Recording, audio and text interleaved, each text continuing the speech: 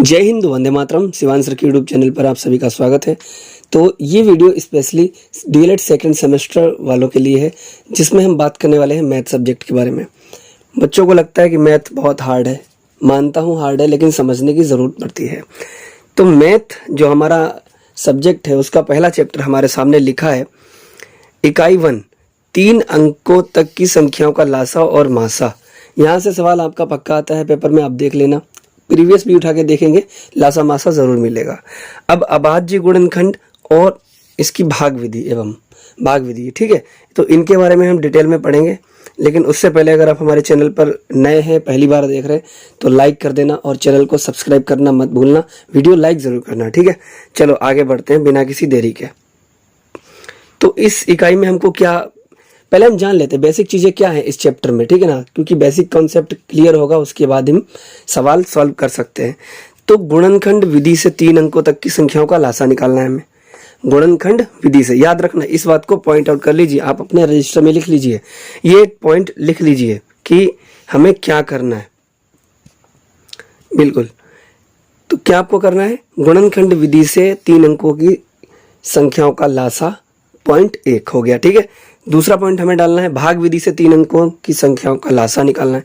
तीसरा, गुणनखंड विधि से 3 अंकों तक की संख्याओं का मासा, और भाग विधि से 3 अंकों तक की संख्याओं का मासा।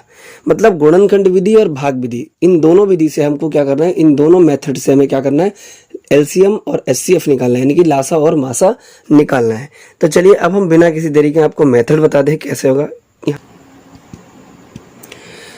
ये वाली विधि, भाग विधि से 3 अंकों की संख्याओं का लासा, सबसे इजी यही है, सबसे सरल यही है। अगर पेपर में आता है कि 3 नंबर दिए हैं आपको और लासा निकालना है, तो आप कोई भी विधि से निकाल सकते हो, ठीक है। तो यहाँ पर हमारे सामने नंबर लिखा है 121, 286, 418, भाग विधि से लासा निकालना है। तो ये वाला जो है, ये वाली जो विधि हमारे सामने दी है, ये वाली है कौन सी, भाग विधि, इसको बोलते हैं भाग विधि। तो कैसे करेंगे, इन सभी नंबरों को एक बार हमने यहाँ लिख लिया, ठीक है ना। तो कैसे करेंगे, दो सबसे छोटी संख्या से डिवाइड करना है, सबसे छोटी, यानी कि 2 से स्टार्ट करो। 2 से अगर कोई नंबर कट रहा है तो 2 से काटो, 2 से नहीं कट रहा तो 3 से काटो। तो 2 से कैसे काटेंगे, 2 से 121 को नहीं काट सकते, क्योंकि ये वाला नंबर जो हमारा विषम संख्या है, इसलिए नहीं कटेगा। 2 से वही संख्या डिवाइड होगी जिसके यहाँ पर जो ये इकाई वाला नंबर है वो सम होना चाहिए, विषम नहीं होना चाहिए। तो 2 से 121 नहीं कट रहा, इसलिए हमने ऐसे लिख दिया, ठीक है। 2 से 286 को काटो, 2 1 कम 2, 2 चौके 8 और 2 3 6, तो यहाँ पर 143 लिख दिया। 2 से 418 को काटेंगे तो 2 दूनी 4, यहाँ लिख दिया, ठीक है ना, और 2 ने 18 और बीच में लग जाएगा एक 0, ठीक है ना। चलिए, बिल्कुल सही। उसके बाद ये नंबर सभी काहे से कटते हैं, ये कटते हैं 11 से। तो 11 में 11 121 होता है, तो यहाँ 11 आ गया। फिर 143 को काटोगे, 11 एकम 11, बचा कितना, 3 इधर आया तो हो गया 33, 11 3 33, तो यहाँ पर 13 हो गया, ठीक है ना। 11 से 209 को डिवाइड करोगे, भाग करोगे तो 19 आएगा। अब ये जो नंबर बचे हुए हैं इनका क्या करना है, इनको भी देख लेते हैं। ये किसी से डिवाइड नहीं होंगे, ये खुद से होंगे। 13 से जाएगा, 19 से जाएगा, इसलिए यहाँ पर उन्होंने करा ही नहीं है। लासा कैसे निकालना है, लासा बताया था, देखो 2 यहाँ पर आया है तो हमने 2 लिख लिया, 11 और गुणा 11, तो 11 गुणा 11 लिख लिया, ठीक है ना। और ये 13 बचा है, ये 13 लिख लिया, 19 बचा है, 19 लिख दिया। भाग विधि में जितने भी गुणनखंडीय पॉइंट आएंगे, ये नंबर, इन सभी को लिखकर इनकी गुणा कर देना। आप क्या करेंगे, गुणा करेंगे, हमारा आंसर निकल आएगा, दैट इज अवर आंसर।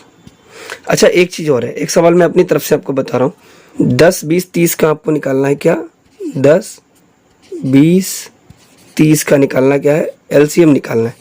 कैसे निकालेंगे, 2 से भाग करो भाई, 2 पंजे 10, और 10 20 को करेंगे तो 1 कम 2 और ये 0 उतर जाएगा, 2 1 कम 2 और फिर 2 पंजे 10। देखो एक चीज याद रखना, 2 से अगर किसी भी संख्या में हम भाग करते हैं, मतलब उस संख्या का हमें आधा लिखना है। 2 का मतलब आधा होता है, अगर 2 से किसी संख्या को भाग करेंगे तो उसका आधा लिखेंगे। तो अब ये देखो, फिर से 2 से भाग करो, 5 से डिवाइड होगा नहीं तो 5 ऐसे रहेगा, 2 पंजे 10, 15 भी ऐसे रहेगा।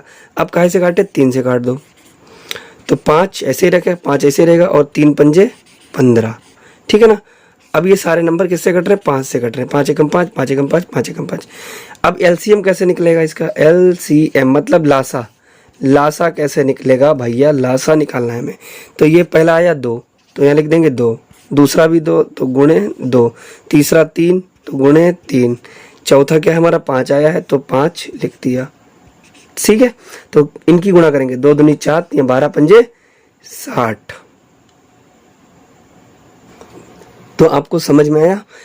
ये जो सारे हमने करे हैं, सबसे पहले छोटी संख्या से भाग दो, ठीक है ना। भाग विधि में सबसे छोटी संख्या क्या है, 2 से भाग करेंगे, 2 से नहीं हो रहा 3 से करेंगे। अगर कोई एक भी नंबर कट रहा है ना 2 से, तो उसको काटो, छोटी संख्या से काटना शुरू करेंगे, फिर धीरे धीरे बड़ी संख्या की तरफ आएंगे। फिर क्या करेंगे, ये जितने भी फैक्टर आए हैं हमारे सामने, ठीक है ना, जितने भी फैक्टर निकल के आए इन सबकी गुणा कर देंगे, हमारा आंसर निकल के आ जाएगा। तो अब समझ में आया एलसीएम कैसे निकालते हैं। चलो आगे बढ़ते हैं बिना किसी देरी के। गुणनखंड विधि से 3 अंकों तक की संख्याओं का लासा हमें निकालना है अभाज्य गुणनखंड विधि द्वारा। ठीक है, गुणनखंड विधि में अभाज्य गुणनखंड विधि से हमको निकालना है। और कैसे निकालेंगे, इसको निकालने से पहले हमें अभाज्य के बारे में पता होना चाहिए। अभाज्य का मतलब क्या होता है, वह संख्या जो खुद से कटती है और 1 से कटती है और किसी संख्या से नहीं कटती, वो होती है अभाज्य। और जो संख्या खुद से भी कटे, 1 से भी कटे और अन्य सभी संख्याओं से भी कट जाए, वो होती है भाज्य संख्या। तो यहाँ पर भाज्य भाज्य का आपको डिफरेंस पता चल गया होगा, नोट कर लीजिएगा, ठीक है ना। अब यहाँ पर एक एग्जाम्पल हमारे सामने है, तो देखिए 117, 221 और 234 का लासा निकालना है। कैसे, अभाज्य गुणनखंड विधि द्वारा, है ना। कैसे निकालेंगे, तो अभाज्य गुणनखंड ये वाले होते हैं जो ऐसे लिखे होते हैं। आपकी स्क्रीन पर आप देख सकते हैं कि 117 को हमने कैसे यहाँ पर लिखा है, 3 गुणा 3 गुणा 13, मतलब 3 3 9 और 9 और गुणा 13 करेंगे तो 13 नेमा 117 हो गया। 221 को हम कैसे लिख सकते हैं, 2 टुकड़ों में डिवाइड कर सकते हैं, 13 गुणा 17, और 13 17 की मल्टीप्लाई करेंगे तो 221 आएगा। तो अगला नंबर हमारा है 234। 234 को कैसे इन्होंने यहाँ पर गुणनखंड किया है, फैक्टर किया है, कैसे करेंगे, 2 3 6, 6 3 18, और 18 गुणा 13 कितना होता है, 234 होता है, ठीक है ना। तो ये तो थोड़ा टफ है, लेकिन प्रैक्टिस कीजिएगा, हो जाएगा। फिर आपको क्या करना है, तो अब हम लासा कैसे निकालेंगे, ये देखिए लासा कैसे निकालना है।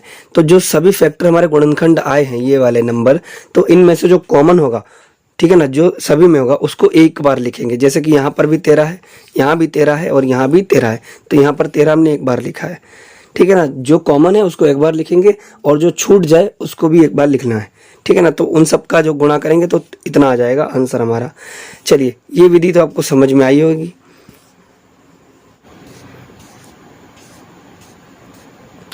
ये देखो एक और निकल के आया, मासा कैसे निकालते हैं, सबसे इजी। ये वाला सीख गए तो समझो काम हो गया। और मासा ज़्यादा आता है पेपर में, सच बता रहा हूँ, मासा ज़्यादा आता है।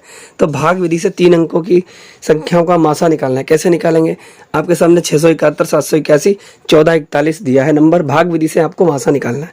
कैसे निकालना है, तो सबसे पहले क्या करेंगे, ये 671 दिया है ना, 671 को क्या करना है, इस नंबर से हमें भाग करना है 781 में, ठीक है।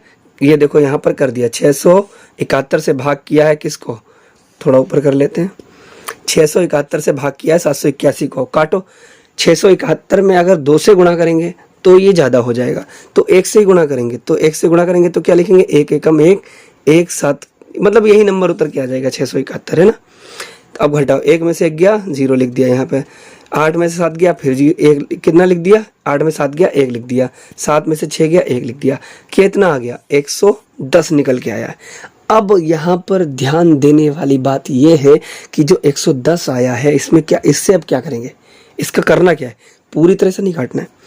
इस 110 से इस 671 में हमें क्या करना है, भाग करना है, और यहाँ पर लिख दिया। मतलब जो शेषफल बचता जाएगा, ठीक है ना, उससे हम भाग करेंगे पहले वाले नंबर को। चलो बात समझ में आ रही है, तो बिल्कुल देखो। अब यहाँ पर 671 से एक बार भाग किया, 110 आया, 110 से हम 671 में भाग करेंगे तो 6 से डिवाइड करेंगे, है ना, 6 से, तो यहाँ पर 660 आ जाएगा। और जब 671 में से 660 घटाएंगे तो कितना बचा, 11। अब ये देखो 11 बचा है, 11 क्या बचा है, 11 हमारा है शेषफल, है ना जी। 11 हमारा क्या है, ये शेषफल आया है। और ये शेषफल आया है किस नंबर से हमने भाग किया, तो शेषफल आया 110 से, तो इस शेषफल से 110 में भाग करेंगे। समझ में आई बात? ये 11 जो बचा है, इस 11 से इस 110 में भाग करेंगे तो 11 10 अपन 110, मतलब 11 एकम 11 हो गया। तो सीधा निकल के क्या आया हमारा, ये देखिए थोड़ा और ऊपर कर लेते हैं, अब ठीक है। ये देखो 11 से भाग करेंगे 110 में तो 11 एकम 11, 0 बच्चा, 0 से गुणा कर दिया 0, मतलब शेषफल 0 हो गया, यानी कि पूरा कट गया। अब हमें क्या करना है, अगला देखो, अब अगला क्या करना है, ध्यान देना, ये जो लास्ट नंबर हमारा 11 बचा है, किससे भाग दिया था हमने, 11 से। अब हमें क्या करना है, यहाँ पर ये नंबर दिया हुआ है तीसरा वाला 1441, तो इस 11 से इस वाले नंबर में हमें भाग करना है। क्या करना है, भाग करना है भाई। तो 11 से 1441 में भाग करिए, 11 से 1441 में भाग करेंगे तो 11 एकम 11, 4 में से 1 गया, बचा यहाँ 3, 4 ऐसे ही उतार लिया तो 11 तियाँ 33, 34 में से 33 गया, बचा 1, ये बचा था, ये वाला यहाँ उतार लिया और 11 एकम 11, यानी कि शेषफल हो गया 0। तो किस नंबर से हमने काटा है तो 0 आया है, शेषफल 0 किससे आया, 11 से। मतलब दूसरा नंबर हमने 11 से डिवाइड किया, तीसरा वाला जो नंबर दिया था 1441 है ना, ये वाला नंबर देखो, इस 1441 को अगर हम 11 से डिवाइड करते हैं तब भी हमारा शेषफल 0 आता है, और 671 781 को भाग दिया तब भी हमारा 11 से ही शेषफल 0 आया है। तो लासा क्या होगा, सॉरी यहाँ पर हम निकाल लें मासा, तो मासा क्या होगा, मासा होगा 11। मतलब जिस नंबर से ये सभी डिवाइड होते हैं पूरी तरह से शेषफल 0 आ जाए वो होता है मासा। मासा मतलब बड़ा वाला नंबर, एलसीएम मतलब कम नंबर। चलिए इतना समझ में आया, बिल्कुल। यहाँ पर देखिए थोड़ा इसके बारे में समझ लेते हैं, कभी कभी लिखने को आ जाता है बीटीसी में। लासा से तात्पर्य क्या होता है, लघुत्तम समावर्ती। लासा की फुल फॉर्म लघुत्तम समावर्ती है, इसे अंग्रेजी में लीस्ट कॉमन मल्टीपल कहते हैं, अर्थात एलसीएम कहा जाता है। दी गई संख्याओं का लासा ज्ञात करने से तात्पर्य होता है छोटी से छोटी संख्या प्राप्त की जाए जो कि दी गई संख्याओं से पूर्णतः विभाजित हो जाए। बात समझ में आई? माना ऐसी संख्या ज्ञात करना है जो 2, 5 एवं 10 से विभाजित हो जाए, तो वे संख्याएं क्रमशः क्या होंगी, 10, 20, 30 ... अनंत संख्याएं होंगी। किंतु इनमें छोटी से छोटी अर्थात सबसे छोटी संख्या कौन सी होगी, 10। अतः लासा ज्ञात करने के लिए इनमें सबसे छोटी संख्या अर्थात 10 लिया जाएगा। तो 2, 5, 10 का लासा कितना होगा, 10 ही होगा। इसी प्रकार मासा से तात्पर्य होता है हाईएस्ट कॉमन फैक्टर अर्थात एचसीएफ में मतलब कौन सा, बड़े से बड़ा, ठीक है ना, बड़े से बड़ा नंबर लिया जाता है। तो आज की वीडियो बस इतना ही काफ़ी है, पहली क्लास है तो दिमाग पे ज़्यादा प्रेशर ना लीजिएगा वरना हैंग हो जाएगा। तो आपको करना क्या है, इस वीडियो को जल्दी से जल्दी लाइक कर दीजिए, शेयर कर दीजिए, चैनल पर नए हैं तो सब्सक्राइब कर दीजिए।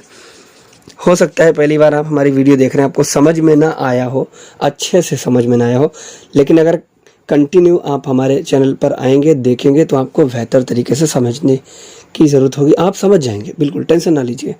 हम भी प्रयास करेंगे, आप भी थोड़ा प्रयास कीजिए, आप सपोर्ट कीजिए। और टेलीग्राम चैनल जो हमारा है, जो भी लोग टेलीग्राम पर ज्वाइन होना चाहते हैं तो @SHIVANSH शिवांश_SIR शिवांश सर नाम से हमारा टेलीग्राम चैनल है, इंस्टाग्राम पर भी है, फेसबुक पेज भी है।